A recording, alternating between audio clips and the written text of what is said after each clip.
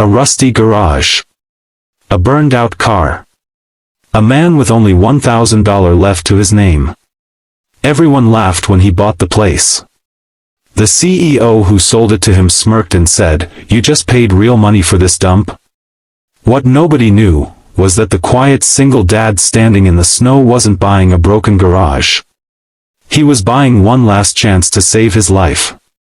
Before we begin, if you love emotional stories about kindness, hope, and second chances, make sure to like this video, subscribe, and share your thoughts in the comments below. Welcome to Echoes of Stories, where every story leaves an echo in the heart. Daniel Carter stood outside the old garage with frozen hands buried deep inside his worn jacket pockets. Snow crunched beneath his boots while icy wind swept across the empty lot.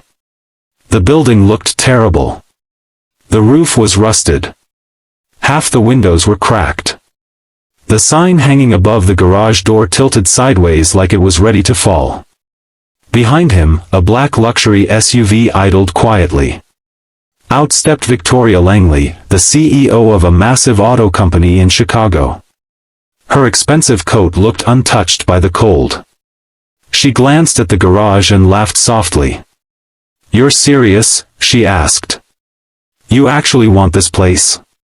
Daniel nodded. "It's all I can afford." Victoria handed him the papers with a smirk. "The city wanted to tear it down anyway. Honestly, you're doing me a favor." Her assistants chuckled behind her. Daniel ignored them.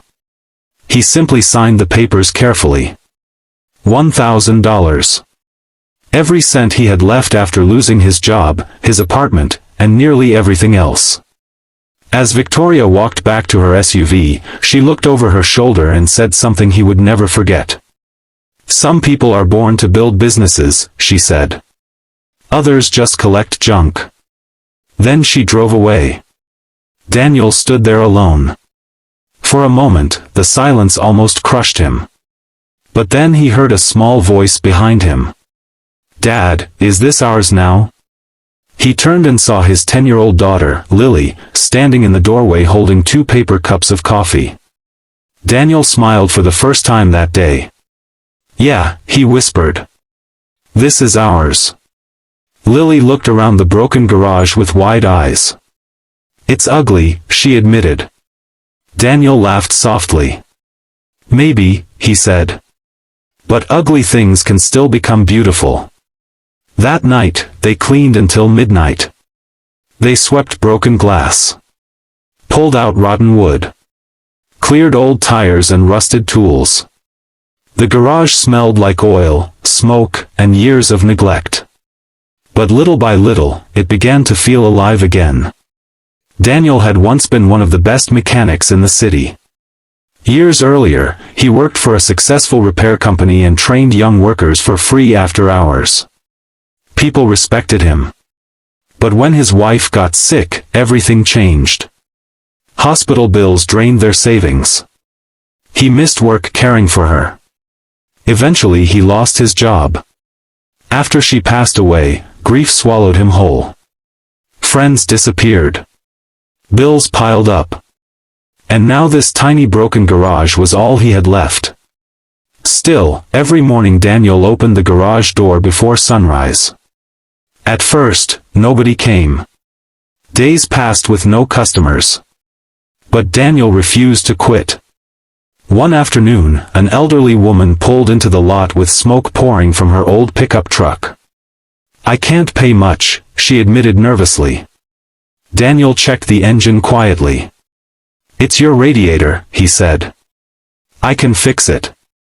The woman looked embarrassed. "I only have $40. The repair was worth at least $300. Daniel glanced at Lily sitting in the corner doing homework under a flickering lamp. Then he smiled gently. "40's fine." The woman nearly cried. 2 days later, she returned with homemade soup and told everyone in town about the kind mechanic who helped her. Then another customer came. And another. Daniel treated everyone the same way. Single moms. Elderly veterans. Delivery drivers struggling to keep working. If someone couldn't afford a repair, he found a way to help anyway. Sometimes he stayed awake all night fixing cars just so people could get to work the next morning. Word spread fast. People didn't just trust Daniel because he fixed cars.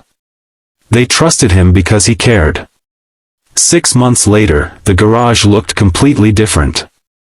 Fresh paint covered the walls. Bright lights glowed inside. 3 repair bays stayed busy all day long. Customers lined up outside every morning. Lily even painted a new sign herself. Carter and Daughter Auto Repair.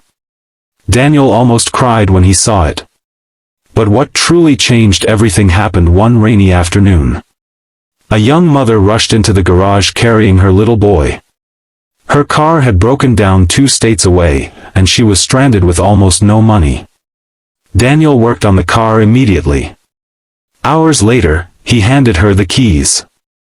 "How much do I owe you?" she asked nervously. Daniel shook his head. "Nothing." The woman stared at him in shock. "I can't accept that." Daniel smiled. "Then promise me something instead." "What?" "When life gives you the chance to help someone, do it." The woman burst into tears. What Daniel didn't know was that the woman was a journalist for a major online news company. 3 days later, an article about him exploded across the internet. The mechanic who repairs more than cars. Millions of people shared it. Donations poured in. Local businesses offered support. Within weeks, Daniel hired more workers, expanded the garage, and opened free training classes for struggling young adults who wanted to learn mechanics. The little junk garage became one of the fastest-growing independent repair businesses in the state. Then one morning, a familiar black SUV pulled into the lot. Victoria Langley stepped out slowly. But this time, nobody laughed. The garage behind Daniel was packed with customers. Workers moved confidently between repair bays. New signs shined brightly across the property. Victoria looked stunned. "I don't understand," she admitted.